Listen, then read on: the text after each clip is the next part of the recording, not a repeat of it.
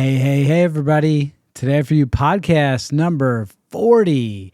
Today's podcast is titled Whale of a Good Time.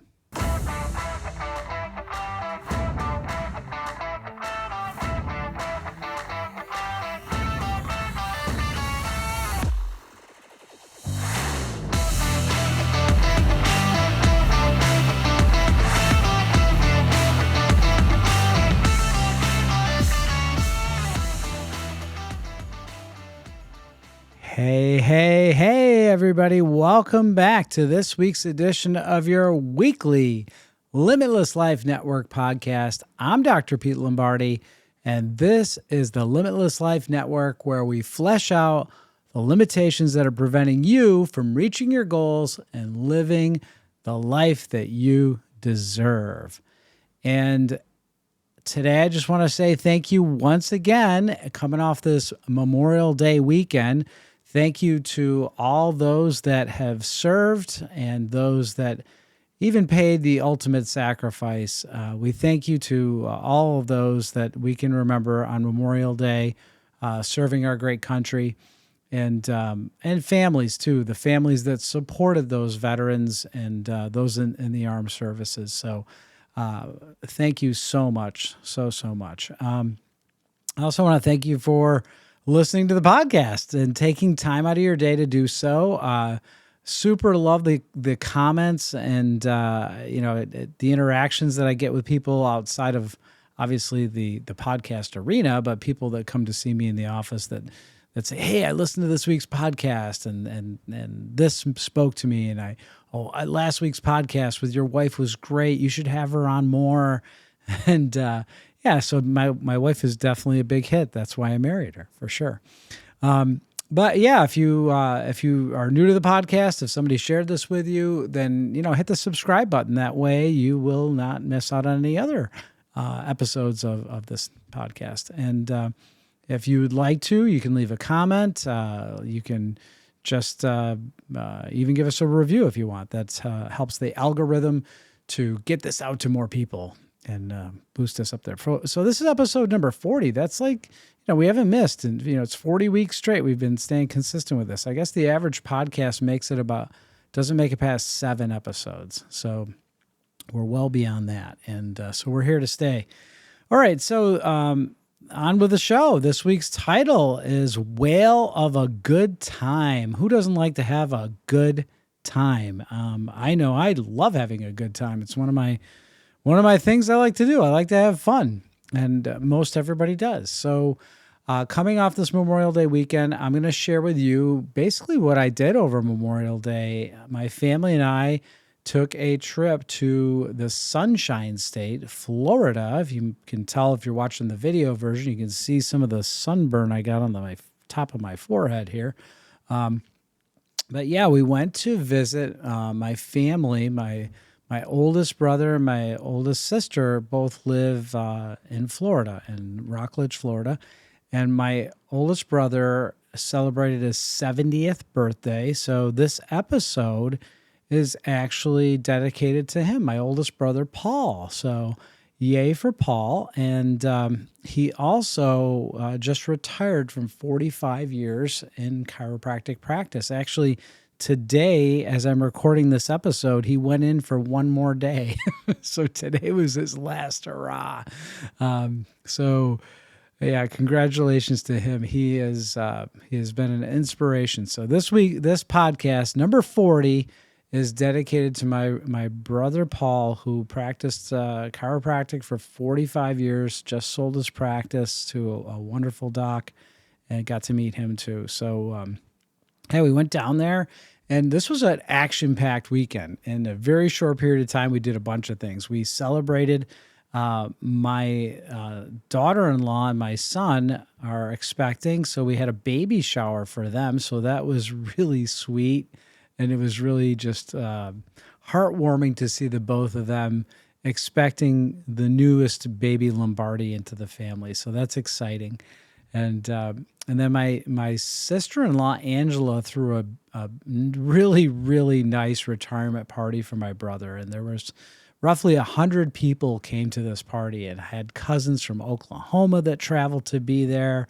And and my brother had all of his pals and all of his friends in the Florida area, and just some faces that I had met over the years that showed up for this. And it was just a great celebration of a great man and a great career in serving people. And then on Sunday, his son, Phil, took all of our family out on his boat. He's got this really awesome fishing boat / you can put your whole family on this thing. It's like meant to go out into the deep waters of the ocean.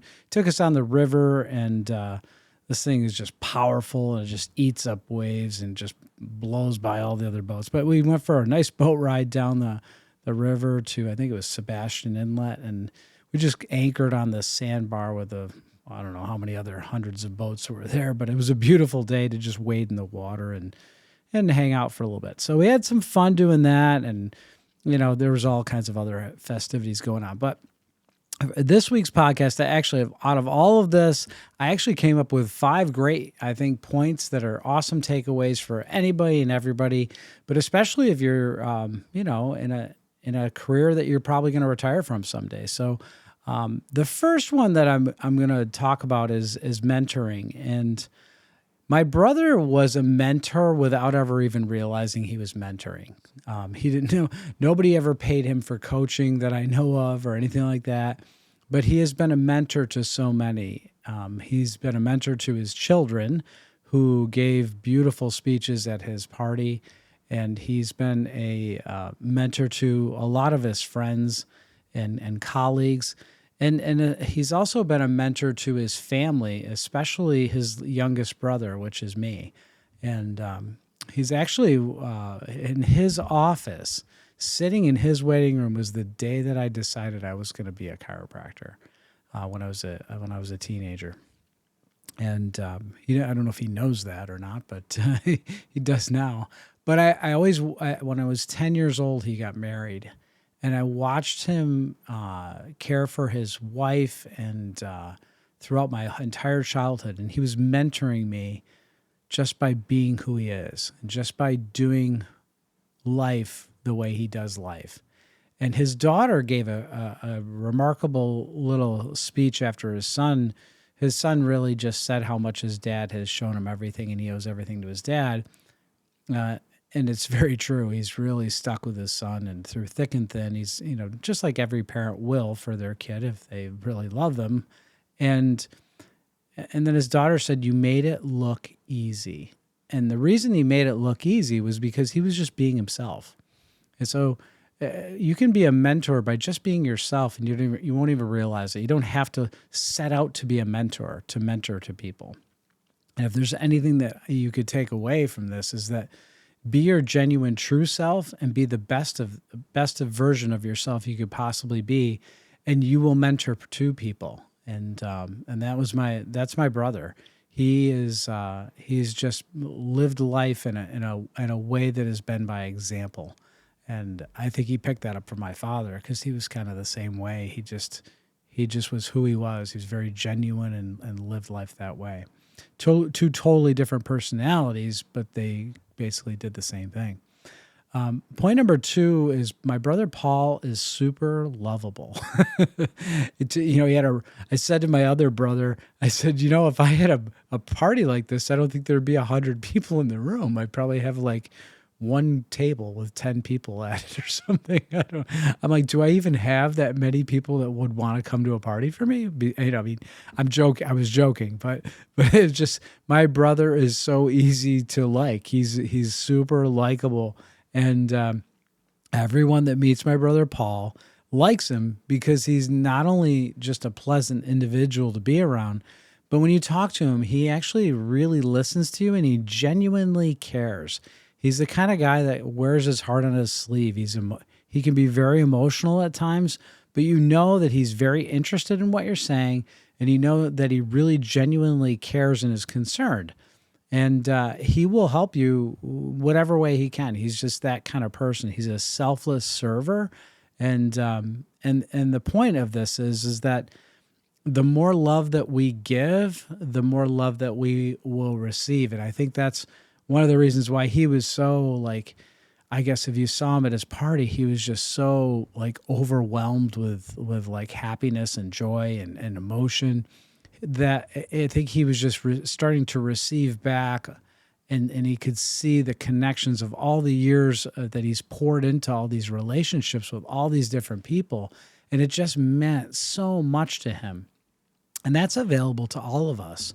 That type of infilling of just sheer like gratitude and appreciation, it's available to all of us by pouring out, right? Like he didn't set out to get it by doing this. He just did it, and he received it as a result. So there's a big difference there. You don't do it for the intention of getting, you do it for the just sheer abundance of giving, right? So he gave out of his own abundance. He gave love out of his own abundance of love, and as a result received it as more of a product, not as an effect, right? All right, so that's point number 2. Point number 3, and this was pretty cool to see, is and we all know this, an amazing team can take you much farther, much faster than you can on your own. And at my brother's retirement party, he had all of the staff that had worked for him over the years. And so he had people from way back in the very beginning in the early 80s that worked in his office with him, all the way up into the most current staff. So over a 45-year span, the people that were part of his team, and the fact that they worked in his office and still, imagine if you work for somebody in the 80s and then here you are 2023 and 1980s, 2023. Okay, here you are now, like you're invited to a party and you still actually want to go and be there and you care enough about the guy that you actually want to go. Like what kind of a relationship did you have with your boss? You know what I mean? And I don't think they ever felt like he was the boss, so to speak, is that they were just part of the team that he was leading. And here's the thing, if to create an amazing team, you have to invest. And I know my brother, he invested not only time and money into building a team, and I'm not just talking about his team in his office either. I'm talking about all the people that supported him throughout his entire life. He's invested his an intention and attention. So, and think about that for yourself. If you don't even have a business, you have a team. You have a support staff, whether it's your family, whether it's your friends, and it should be a combination of all of those things: family, friends, coworkers, people that you maybe hire. Like I consider my trainer, who's been on the podcast, my trainer, Josh, he's part of my team. He's part of my network of people that support me, because a true team member is happy for you when you win. When you win, they're happy for you, even if they didn't win, so to speak, right? Like if you say you did really well on something and you got, I don't know, say you invested in something and you got this huge like payout from it. And a true team member, a true support staff is going to be happy for you. I know somebody that won a lottery prize, and the guy ended up winning over $100,000. I was super happy for the man, right? I wasn't jealous that he won $100,000 and I didn't win $100,000. I was happy for him. I was happy for, like you hear about people winning the lotto or whatever, and they win millions and millions of dollars. And I know a guy that did that. He won the Mega Millions, and he became very conscientious of people. Like became very skeptical of people's motives, because he was always afraid that somebody was trying to get an angle on him so that he would feel compelled to give them some of his money. And that's not a good place, right? Whereas a true support staff or somebody that's part of your real team cares that you won and they're just happy for you. So the only way that happens is by investing in people and caring about them when they win, right? And helping them win. So that's something that I know my brother has done, is that he's helped other people win. And he's happy for them when they do, and vice versa. When he wins, everybody's happy for him too. So that's as they say, rising tide lifts all ships, or raises all ships. So that's certainly something I know my brother has practiced, and it's been great to witness that. Point number 4 is something that we were talking about when we were on the boat, because when you're out on the water, this river runs kind of parallel with the coast, and at the inlet that we were at, the ocean comes in, and then the river pours out at different tides. So it's kind of that brackish water area. And we were talking about sharks. And we were talking about killer whales, or orcas, which orcas are not actually whales, which some people know that. They're actually a member of the porpoise family, which we think of dolphins as, dolphin. The dolphin that is is a porpoise. There's also a dolphin fish, which is mahi-mahi. Anyway, there's a little a little biology for you. But either way, orcas are killer whales. We were talking about how they attack sharks. They attack great white sharks. Nothing really attacks a great white shark, but orcas do, and they actually have footage of them in South Africa attacking. They literally gang up on these great whites, and what they do is they bite the liver right out of them. They eat the liver out of the shark, which is fascinating. I don't know why they do it, but they do, and eventually the sharks just can't. The great white sharks, these big predators themselves, they can't get away from an orca. So what do is they actually just leave the area wherever they're at. But their escape strategies don't work when the whole team of them. But what happens is that killer whales work together. They work as a team, and they also learn from each other. They actually the older whales teach the younger whales how to do all this stuff, and they will work as a team to put seals on the shore, and they'll swamp them with waves and wash them right back to themselves. They're just super smart learning animals, and the lesson here is that no matter what age you're at, you should always be learning. And I've watched my brother Paul do this, and that he's not just gotten a degree in chiropractic and his undergrad degree, but he went on to get a diplomate in orthopedics, and he became an examiner for the state of Florida. And he's just been always looking to learn and constantly expand his ability to help others. So yeah, and that's something that killer whales. And there's nothing that fears a killer whale. So think about when you're in life, the more you can learn, the more you become effective, the more valuable you become, the more helpful you become. So always, always, always be learning and just investing in your bank of knowledge. Okay, so that's a great investment. Invest in yourself. And all right, point number 5 speaks to the retirement model. And so what happens when somebody retires is everybody asks them, what are you going to do now? Now that you're going to have all this time, what are you going to do? And everybody always says, oh, I've got it all figured out. I've got so much to do around my house and da-da-da-da-da. And then those people that don't really have a plan typically end up just kind of, they slow down, and then they sometimes die really young. And that doesn't have to be the case. As a matter of fact, it's best if you do have a plan.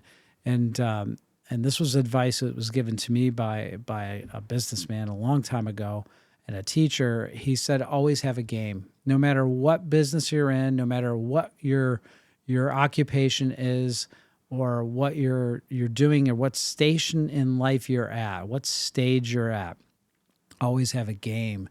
And I always say that retirement is a myth, because once upon a time, there was no such thing as retirement. People just worked to survive, and it came about during times when we needed. And I think it was Germany, when they were just financially not too well before. Maybe it was World War I, and they were just not doing well. Maybe it was between World War I and World War II, but economically, it was kind of a disaster, and they needed to get their unemployment rate down. So they told the older workforce, "We'll pay you to stay home," and so that the younger people could have jobs. So they tried to open up jobs for the younger generations to take over, and they retired the older people by paying them a small wage. And it worked really well because in Europe, they have multi-generational families living in a home, living in a house. And all the homes are paid for. There's very few homes on a mortgage. So the cost of living was really reasonable in that regard. So that's kind of where retirement came from. But those senior people also took care of raising the grandkids and the great grandkids. And today, you got to have a game when you're retired. And I know my brother is his new hobby is photography. So every day he's out walking around the marshlands every morning and taking photos of wildlife. And then he spends other time editing the wildlife. And then he spends more time taking care of his grandchildren. And so he's got lots of things to do. And then he's also planning trips all over the place. So he's done so well for himself. He's got his life set up great. And he's just been a role model for me and for my other siblings as well. So anyway, that's the podcast for today. Those are the 5 points that I came up with, dedicated to my brother Paul. And congratulations on your retirement. And thank you all for listening. That's all for this week's edition of your weekly Limitless Life Network podcast. Be sure to stay tuned each and every week so that you can stay connected, you can be inspired, and you can keep moving toward your goals by stripping away your limitations. And we will see you next week.